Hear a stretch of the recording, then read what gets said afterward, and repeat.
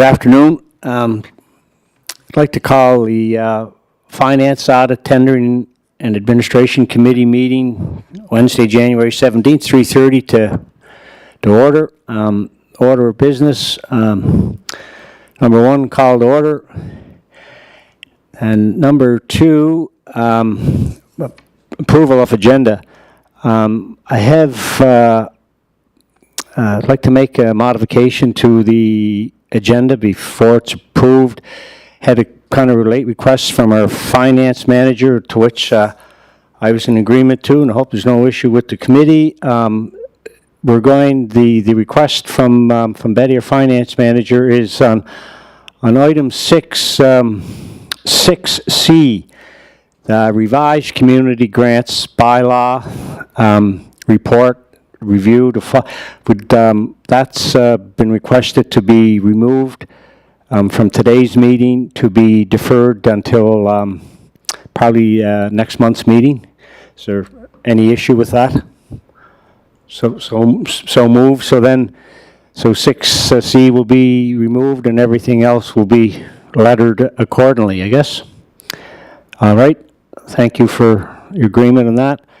Are there any declarations of conflict of interest?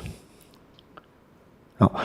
All right, thank you. Number four, the adoption of the minutes, the December 6, 2023 Finance Committee meeting have been circulated in your package. Trust you've had time to review them. Are there any issues or discussion questions on those minutes of the December 6th meeting? Okay. If I indulge myself here, if I could, I ask the question maybe, Betty, on the on those minutes, discussion reports, Community Foundation, Ken Hudson was in, and as the minutes reflect there, the committee did like the proposal, but would like a donation policy to be drawn up to go along with the agreement first before moving it to council. Just wondered if, I know it's been a busy time, continues to be busy, but just wondered if you had time to look back to that, or if there was any more done with that, either you or your team.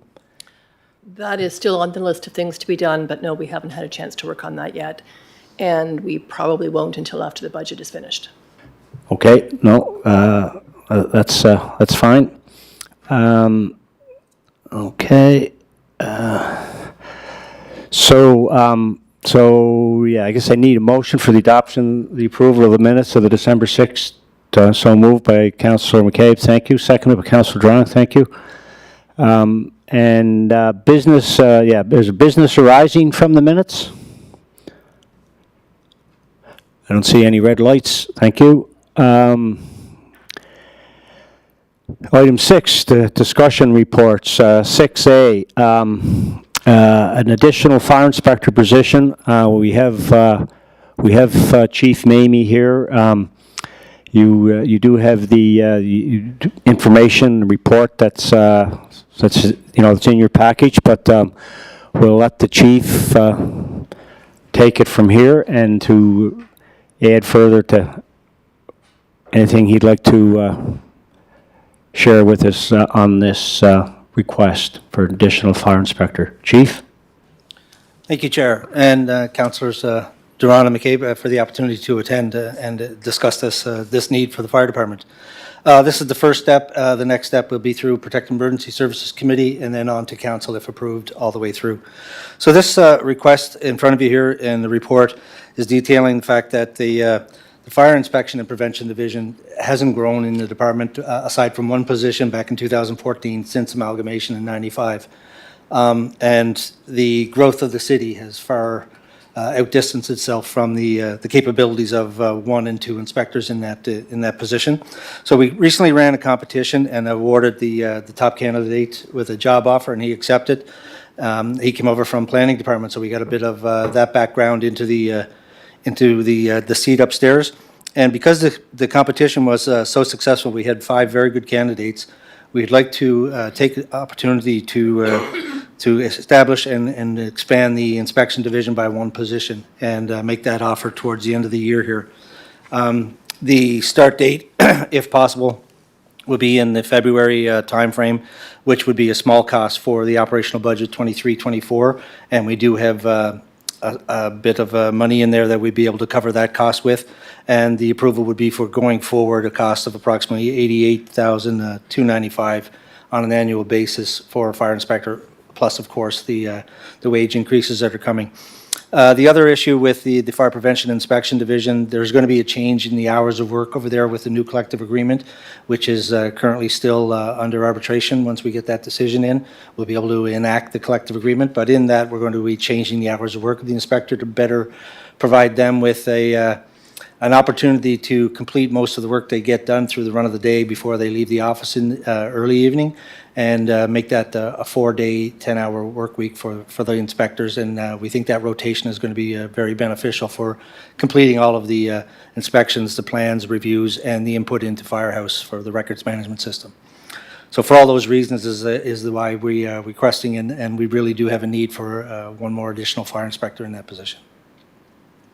Happy to answer any questions, Chair or councillors. Thank you, Chief, for that background and summary. Councillor Drong, have your mic on? Go ahead. Thank you.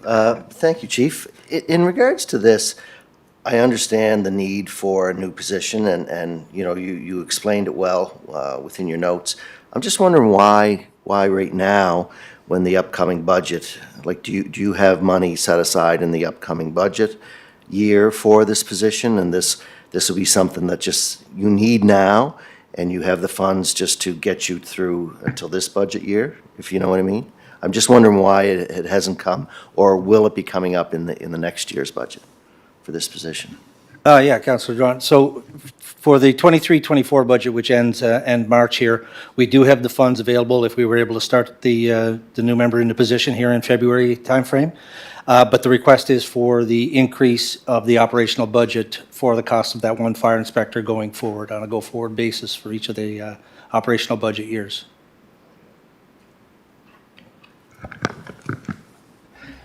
Councillor McCabe? Thank you, and thank you, Chief Mimi, for your report as well. I'm just wondering, when do we think this arbitration is going to happen? You know, I was just processing, and I'm full support. You require extra support, you need extra hands, I get that, and I'm fully behind the experts telling us what you need in order to run a safe and good department. But we still, it's just with the perception out there, I know, and we go back to visiting the hires we had last year that still haven't started, right? Where we have people that have been hired but aren't able to work because of this arbitration craziness. Do we have any idea when that's going to happen? I mean, it's hard to justify when we go out and say we're going to hire again, and we hired a year ago, but we still haven't really hired because they're still not working. So I just wondered if you could provide a little clarification for me. Certainly. Thank you, Councillor McCabe. So the two separate I guess, positions in the fire department. Firefighter 2s were the first 3 hires we had. And the reasoning behind and the rationale for getting those positions was to change the schedule and improve all of the things that it would take for. The collective agreement process delayed that. We still don't have the new schedule in place. We have completed all of the arbitration. So both sides have met. We did for a number of days, and the arbitration board has taken away all the information, and we're expecting a report back the month of January here, which will tie up the collective agreement and put that in place. As the arbitrator comes down, it'll be talking scheduling, potentially some staffing, wages, of course, positions, and all of that information. So all the things we are waiting on to actually enact the new collective agreement will come into play. This position, which is separate from the firefighter 2s, would be able to start right away as it's in the fire inspection division. So we don't have any sort of caveat there that the schedule is going to hold him back, or we don't need a new schedule to put him in. But we are going to change that schedule as well when the collective agreement comes down, if you understand all of that. Well, I think I do, and that's what I needed to hear, is so it's not part of that unionized arbitration. It'd be more like in a separate area. Okay. Okay, thank you for that.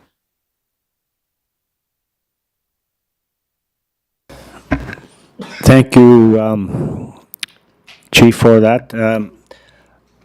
And I guess we'd need to go to a resolution to send this to council. So, and you'd have a mover? Sure. I can certainly move this and send it up to council for discussion. I'm just wondering about the timeline. That's what concerns me, is as we're entering into the budget season, this is not going to handcuff us in any way. You know, it just seems that we're going to start the budget, or we're right in the budget, and then we're looking at this position right now. Is there that big of a need now, or is there something that we can wait for the budget process for another month or two? It's a bit of both things there. We're a bit of a catch-22. The position itself is drastically needed. Just the increase in new builds, renovations, complaints, inspections that are all driven through the office. It's just more work than two people are capable of completing.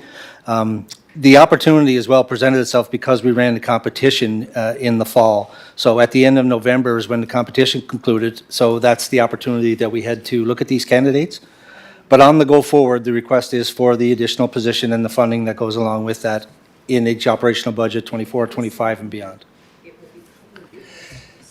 Just if I could, Chief, just on the, you know, the need, the urgency, the continued building, the growth. I'm assuming that it somewhat plays into too the planning piece in terms of the completion of applications and things that are needed. Like there's things probably can't be signed off in planning until there's a fire piece done, and I'm sure if you have additional staff that helps in the planning piece too, maybe, is that a fair assumption? 100% Chair. That helps that process. We're already into the short-term rental complaints and or looking for the completion of their application. So our inspectors are heavily involved there. All new plans, reviews come through the office as well as all existing buildings that are out there that need inspections on the annual basis. So the need is excessive. That's why we're here to try to establish that. And yes, it would help with the planning, coordination, and the plan sharing back and forth there and signing off of projects. Thank you for that. Is there any additional questions to Chief? Thank you, Chief. Yeah, yes, if we could have a mover. I think Councillor Drong moved it, seconded by Councillor McKay. And good, great. Thank you. Okay, we'll move on to 6B, future use of 54 Maple Avenue. Report as indicated, and we have Paul Johnson here as Manager of Infrastructure and Asset Management to take us through this agenda item. Welcome, Paul. Thank you very much, Chair, Committee. Council had indicated a desire to acquire this property, and the last time it was before this committee and Council was the approval of funds. And we have those, and as of December 15th, the city formally has this property solely under our control. The reason presenting here today is to get the formal direction of Council, Committee and Council, as to what the next steps are to do with the property. It's been the understanding that we are maybe looking to see if we could sell the structures from the property for removal to somewhere else, and then we would be left with green space.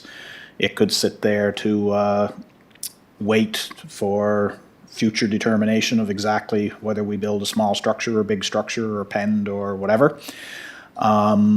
There are some other properties in the very near future that I think through Public Works the city is looking to sell for removal, and we could possibly combine into a tender. So like I say, this is just to get the formal direction from committee and then ultimately council as to what to do with the property, and if that is for sale to be moved, staff would begin to work in that direction. Steps after that can be decided later. or if it's not for sale to be moved right now, then city staff need direction on what we are supposed to do with the property. I can answer any questions if there are some, any chair.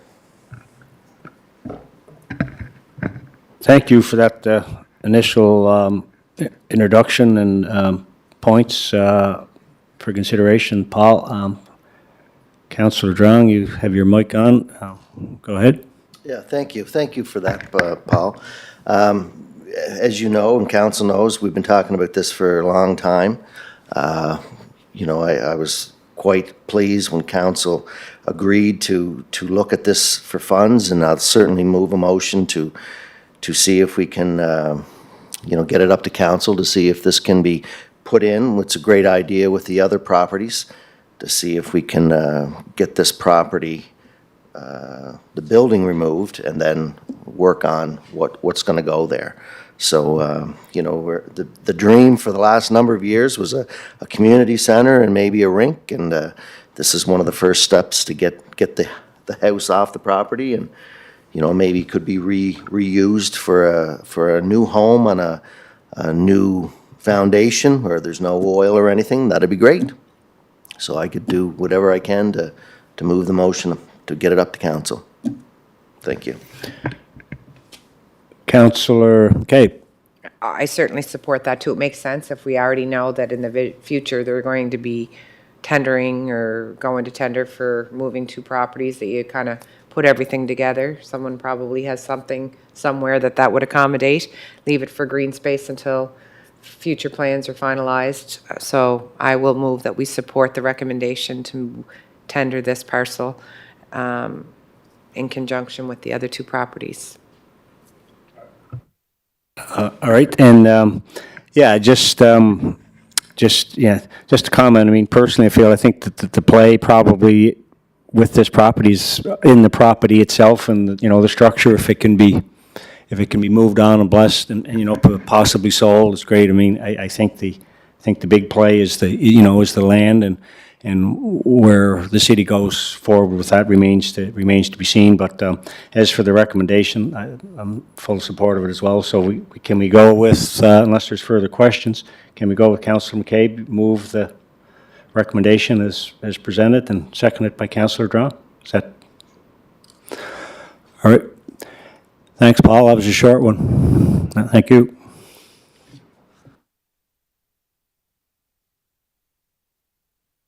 Does council have to approve that? Like, we've sent that on. Now, does that go to council for final approval? Okay. Betty, French, and sorry, pardon me. I'm late in Danny Jenkins, our new Director of Finance out of the city's joined us here this afternoon, and welcome, Danny. My remiss in doing that at the first, but good to have you on board, and good to Betty. Good to see you back. Hope you're feeling better. You had a little bit of a siege there. Hope things are well. So anyway, Betty, we'll get you to take us through the monthly financial statement. I think it's 8 months to the end of November. Please. Thank you. Thank you, Mr. Chair. Yes, we're up to November. We have 8 months here, so we're 2/3 of the way through the year. If we look at our revenue, we're right on the money for 2/3. Expenses overall for the city are also 2/3. Just having a quick look through, I see city government is a little higher than that. I'll be looking into why that is, but some expenses are more earlier in the year than later in the year, and it's likely a timing difference. But this is the time of year when we're starting to gear up for year end and catching up on our reconciliations and getting all our work and papers in order. So as we move forward through the next few number of months, we'll be increasing the accuracy here as we're tying everything down, getting ready for the year end. Water and sewer, I think, is in a somewhat similar situation. They have 72% of the revenue, so that's looking really good, and their expenses are a little less than the 2/3 mark, so everything looks to be as we would expect it to be there. Any questions?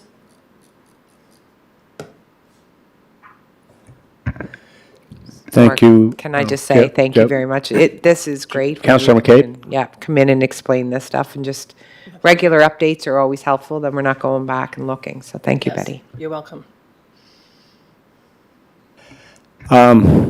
No, that's great, Betty. No, numbers are, as Councillor McCabe's expressed, and I don't have experience, but I understand, it's the sort of data and information we're getting at hand now is understand, an improvement, with some of the things in the past, which is great to hear. So, failing any other questions from committee, I just, Betty, I dropped the question on you there before the meeting. Just if you don't mind, maybe I'll ask it here. If you don't mind, just giving us a bit of a summary or an overview or where we are kind of with the budget. And I know it's crunch time and it's been a busy time for you and your team. And just if you can share with us whatever comments you can, and as in terms of an update and a target date for where we're at. Yes, our budget preparations are moving forward well. We had quite a ambitious proposed timeline, and we're not quite up to where we thought we would be. Everything takes a little bit longer than you think, especially with new folks and with holidays in the middle. But it's moving ahead well. I believe the last committee meeting to review a budget is the 26th of January, so that is the end of next week. And then it will come to finance after that, and our team will pull it all together, both operating and capital, get an overall picture of where things are at. And then the next step, early in February, is for the department heads and management team to get together and review it. In particular, the new position matrix to see how those will fit in. And we hope to have a draft budget to bring to a special meeting of finance and council by the end of February or very early in March, with a public open house to be scheduled the first or second week of March. All right. Thank you for that. No further questions, Betty? Oh, all right. Thank you. Okay, Betty, and on 6D, the tenders, RFPs, RFQs report. Sorry, this is our regular monthly report showing the movement in tenders and RFPs since the previous month. I'm just opening up my copy here. Here we go. So yes, you can see the list is considerably shorter than it was a couple of months ago when we had so many construction things going on. But things are still happening. Things are still moving forward. So the one in the finance department, the provincial needs assessment, we got 3 bids in for that one. And we currently have a team that's going to be looking at those. So we're pleased with the result there.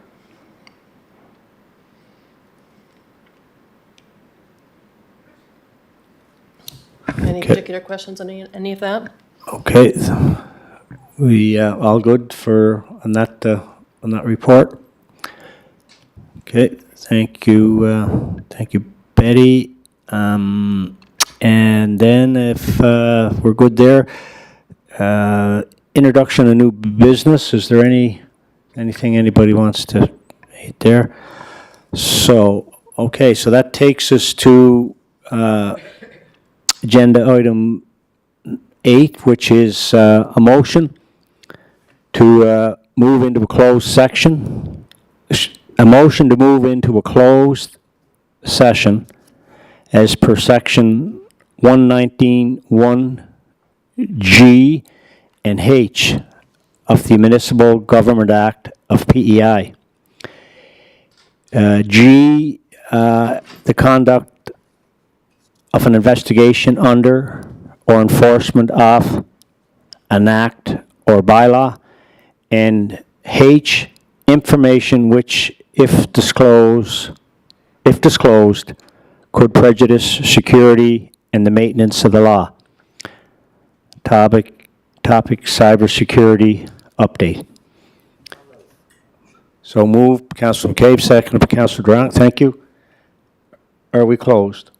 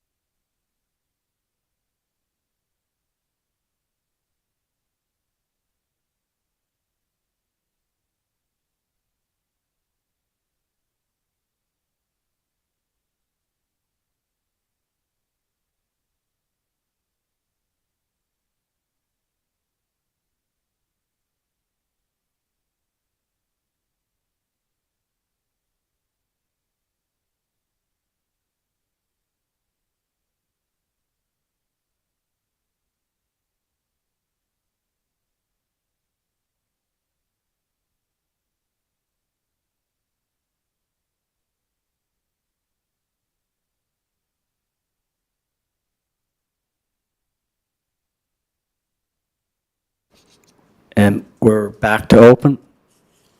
Thank you, Jackie. Okay. And number 9, business arising from the closed session. There's no business arising from the closed session, so that takes us to 10. And it's, 4, what is it? 10 after 4. Great. To 10 is adjournment. Motion? Councilor McCabe, second by Councilor Drown. Thank you. We're adjourned. Thank you for your time.